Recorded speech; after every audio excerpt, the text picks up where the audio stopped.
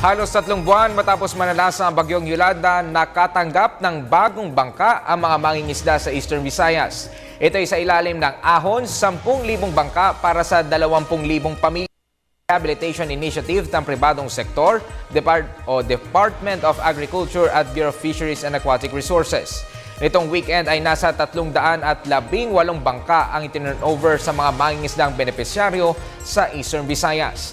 Bukod sa bangka, nakatanggap din ang mga ito ng motor engines at 1,500 pesos na pambili ng gasolina ng kanilang mga bagong bangka. Samantala, patuloy na nagbibigay ng suporta ang pribadong sektor sa programang Ahon kung saan umabot na sa 3 milyong piso ang cash at in-kind donations ng mga ito.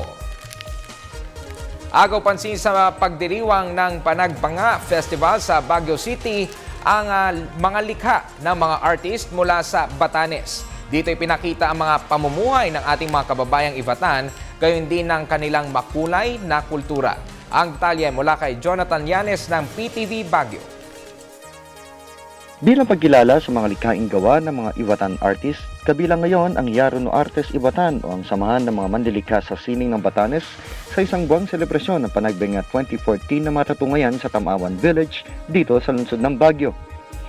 Sa mga UVI Dibatan o ang uri ng pamumuhay ng mga Ivatan, hangad ng 10 Batanes artist na maipakita ang kagandahan ng kanilang isla sa pamamagitan ng samot-saring likha sa canvas.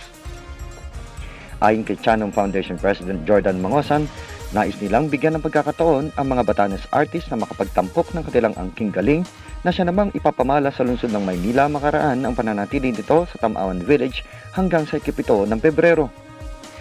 Sinabi ni Javier Abellado, tagapagsalita ng Yaro no Artes Ivatan, na hangarin ng kanilang samahan na kinabibilangan ni na RC Evangelista, Gerald Gonzalez, Virgilio Gordo, Victoria Abad Kerblat, Leslie Joy Merina, Marel Pahanil, Javier Ponce, JP Portes at Mary Grace Santos na mapalag pa ang kanilang sining habang sinusuportahan ng katutubong kultura ng Batanes. Samantala, bukod sa mga Batanes artist, tampok din sa pinakamalaking mall sa lungsod ang samot-saring plastic models na gawa ng mga miyembro ng International Plastic Modelers Society sa lungsod. Sa pamamagitan ng pagpapamala sa mga plastic models, napapalawig ang disiplina sa pagdelikha ng mga ito.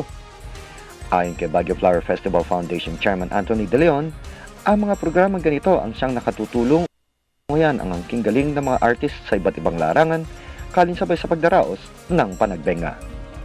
Mula sa lungsod ng Baguio at para sa Telebisyon ng Bayan, Jonathan Llanes.